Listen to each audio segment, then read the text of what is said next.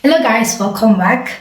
In my last video, we discussed everything integer types. So in this video, we are going to be doing something funny. We are going to be trying to be a compiler for a few minutes. So I'm just going to basically show you how integer types are handled or how they are handled behind the hood at the core of everything. You know, I mentioned earlier that felt is the fundamental integer or numeric type in Cairo. So at the end of everything, your integer type boils down to felt. So we want to be able to see how this is being managed by Cairo, how our integer finally gets to become a felt, and how Cairo really manages it. So let's try that.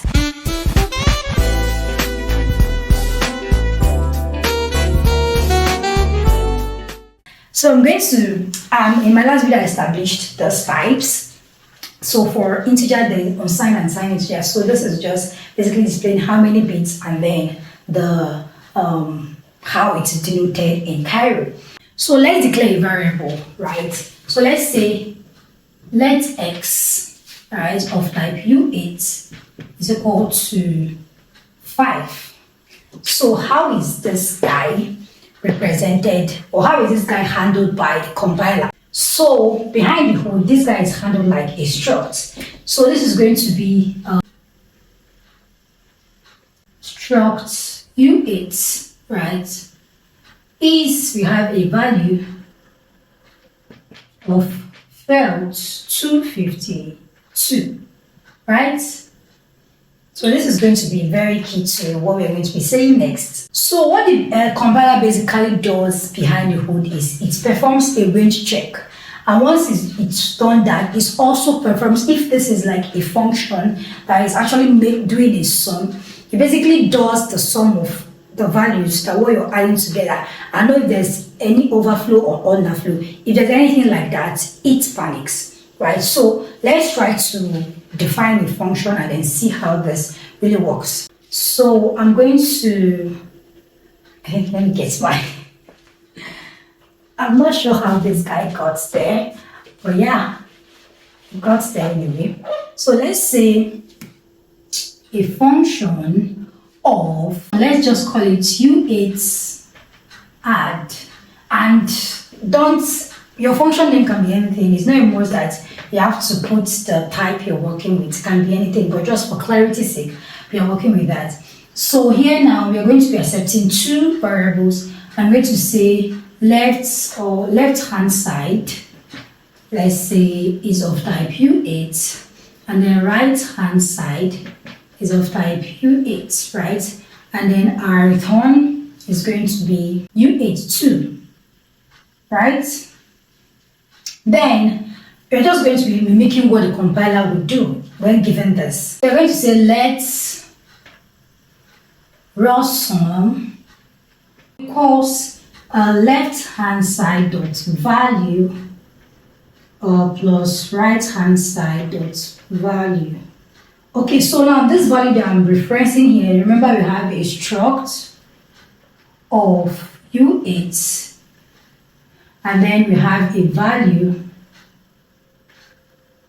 of plus 252 close. So this is the value I'm referencing here, not the 5 explicitly. I'm still referring to, but I'm just trying to tell you that the representation is what I'm referring to, which is the value. So the next thing that it's going to do now is going to perform an assert, which is testing that the resultant of this value wouldn't be more than 255, which is the max value that a u8 can contain. So this is going to be assert, is going to assert that raw sum is less than 256, right? If this is true, then it passes. If not, it's going to panic and it's going to be like an overflow, right? You can add more things here, but that's basically the whole idea. So if this passes, then the function works fine. So if you pass a value here that is more than 256, then that's a problem, that there's a problem of overflow, and then the system is going to panic. So if this passes, then I'm going to return raw sum, which I'm going to return a value of real sum. So this is basically what happens behind the hood.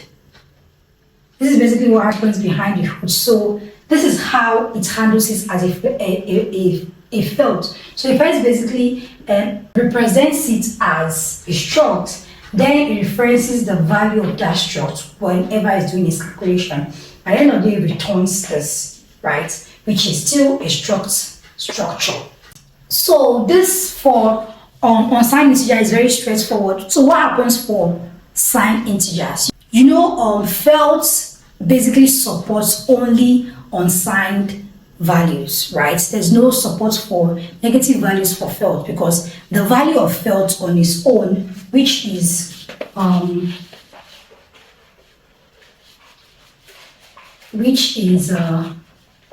let's work. I think I will also get this to have more space.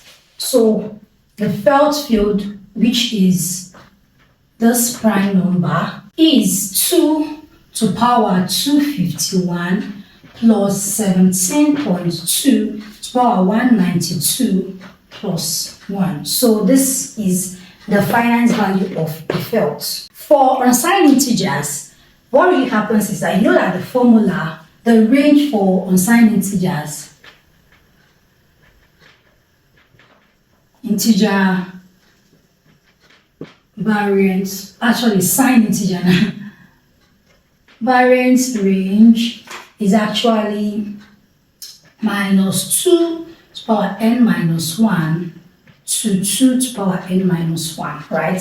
So if you are calculating for u8, for i8 rather, so this is going to be minus 2 to power 7 because n is the bit size.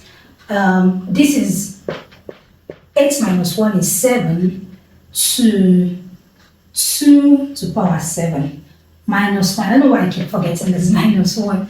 So at the end of the day, we'll have minus 128 to 128 minus 1 is 127. So this is the range of values that can, from this to this, is range of values that can be accommodated in an I8 variable type. So if we have a variable, let's say, let x of type I8 be equal to minus 10. How would the compiler represent this? How does Cairo see this? So we already know that felt doesn't accommodate negative values. So what really happens is that the compiler basically stores this in a certain way. What it really does, it does p, which is this guy.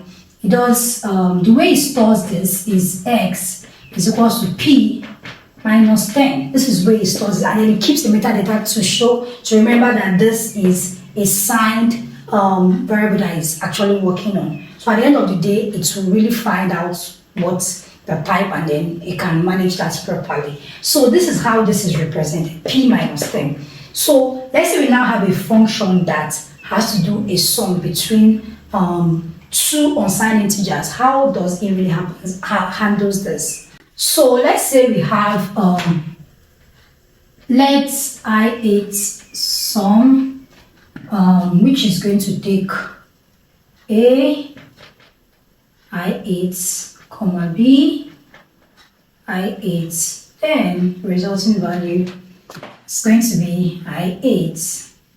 Now we have this. So what we're going to be basically doing is that the way, let's say we pass in minus 10 to this guy and minus 20 to this guy, right? So the compiler is basically going to represent these two guys this way. And then to do the same exact check that it did, the same way I demonstrated it with the signed integer, but now the range check is different because we have weird things happening here. So the range check, let's say it does everything that it needs to do, and then it gets to range check, right? Let's say we have a function that does range check for us. So the function is going to be like, let's fn range check, right? So it's going to be taking in a value, let's say value of felt. You know, at the end of the day, once it gets here, everything boils down to felt. After this guy has been mapped to this is a felt. Like after this guy has been mapped to this is a felt, right? So it's going to take a type of felt, and our return type is Boolean, right? So so our array type is going to be like return that value is less than or equal to 127. Remember the what we said here, that the range of value is between -128 to 125. So if the value is less than or equal to 127, we are cool. But if it is higher, there is a problem. Or we are going to check that val is, okay, let me bring this down here.